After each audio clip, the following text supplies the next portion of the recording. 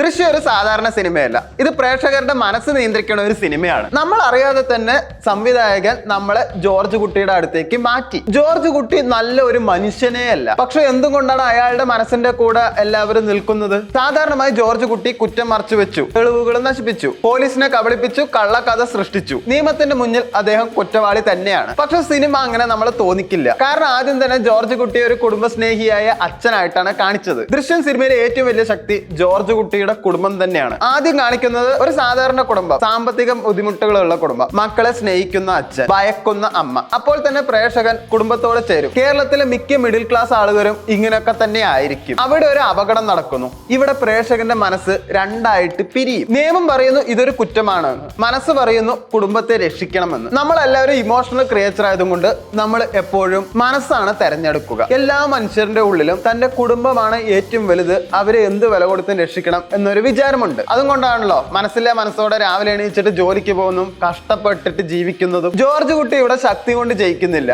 ബുദ്ധി കൊണ്ടാണ് ജയിക്കുന്നത്. പോലീസിന്റെ മനസ്സ് പഠിക്കുന്നു, സമയക്രമം ഉണ്ടാക്കുന്നു, ആളുകളുടെ ഓർമ്മകളെ നിയന്ത്രിക്കുന്നു, എല്ലാവരെയും ഒരു കഥ വിശ്വസിപ്പിക്കുന്നു. ഇതിൽ ഏറ്റവും ഡേഞ്ചറസ് ആയിട്ടുള്ള കാര്യം പ്രേക്ഷകനടക്കം ആ വ്യക്തിയെ പിന്തുണയ്ക്കുകയാണ് ചെയ്യുന്നത്. കാരണം മനുഷ്യർക്ക് ബുദ്ധിയോടെ രക്ഷപ്പെട്ടവർക്ക് ഭയങ്കര ഇഷ്ടമാണ്. അതുകൊണ്ടാണ് ആളുകൾ ചിന്തിക്കുന്നത് ഇത്രയും കൃത്യമായി അയാൾ എങ്ങനെയെല്ലാം ഒരുക്കിയെന്ന്. ഇതിലെ യഥാർത്ഥ കളിക്കാരൻ ആരാണെന്ന് എല്ലാവർക്കും അറിയാം. ജീത്തു ജോസഫ് എന്ന സംവിധായകൻ തന്നെയാണ്. അദ്ദേഹം ഒരു കഥയല്ല പറഞ്ഞത്, പ്രേക്ഷകരുടെ മനസ്സാണ് നിയന്ത്രിച്ചത്. മിക്ക ഡിറ്റക്റ്റീവ് സ്റ്റോറി എടുത്തോളൂ, ആദ്യം ക്രൈമാണ് കാണിക്കുക. പക്ഷെ ഈ സിനിമയിൽ ആദ്യം കുടുംബമാണ് കാണിച്ചത്, എന്നിട്ടാണ് ക്രൈം കാണിച്ചത്. അതുകൊണ്ട് സ്വന്തം കുടുംബമായിട്ട് നമുക്ക് തോന്നുന്നത് കൊണ്ട് പോലീസുകാരെ പ്രേക്ഷകരും ശത്രുവായിട്ട് തന്നെ തോന്നും. ഇതാണ് ഏറ്റവും വലിയ തന്ത്രം. നമ്മൾ കാണുന്നത് ജോർജ് കുട്ടിയുടെ ഭാഗത്ത് നിന്നിട്ടാണ്. അതുകൊണ്ട് പ്രേക്ഷകർ അറിയാതെ അയാളുടെ പക്ഷത്ത് നിൽക്കും. വലിയ ശബ്ദങ്ങളോ കലാപങ്ങളോ ഒന്നുമില്ല, പക്ഷെ പ്രേക്ഷകരുടെ മനസ്സ് ടെൻഷൻ അടുപ്പിച്ചിട്ട് അങ്ങോട്ട് കൊല്ലും. അത് പ്രേക്ഷകനെ കൂടുതൽ ആകർഷിക്കുകയും ചെയ്യും. എന്നാൽ ഞാൻ ഒന്ന് ചോദിക്കട്ടെ, ജോർജ് കുട്ടി നല്ലവനാണോ? ദൃശ്യം ആസ്പദമാക്കിയിട്ട് എത്രയോ ക്രൈം കേരളത്തിൽ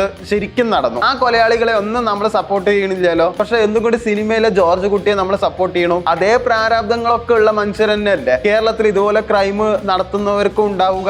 ഇവിടെ എല്ലാം കറുപ്പും വെളുപ്പുമല്ല, അതിന്റെ ഇടയിൽ നിൽക്കുന്ന ധാർമ്മികതയാണ്. സിനിമ തന്നെ നമ്മളോട് ചോദിക്കുന്നത് ഒരു കുടുംബം രക്ഷിക്കാൻ ഒരാൾ എത്ര ദൂരം പോകും എന്നതാണ്. ജോർജ് കുട്ടി ശരിക്കും വില്ലനാണ്, പക്ഷെ എന്തും കൊണ്ടാണ് നമ്മൾ അദ്ദേഹത്തെ സപ്പോർട്ട് ചെയ്യുന്നത്? അദ്ദേഹത്തിന്റെ കുടുംബം രക്ഷിക്കാൻ വേണ്ടിയിട്ട് എത്ര ദൂരം വേണിച്ചാലും പോകും. ജോർജ് കുട്ടിയെ നമ്മളൊരു കഥാപാത്രമായിട്ടല്ല കാണുന്നത്, നമ്മുടെ ഉള്ളിലെ തന്നെയുള്ള ഒരു ബേസിക് ഇൻസ്റ്റിൻക്റ്റ് ആയിട്ടുള്ള ഒരു ക്യാരക്ടറിനെ തന്നെയാണ് നമ്മൾ കാണുന്നത്.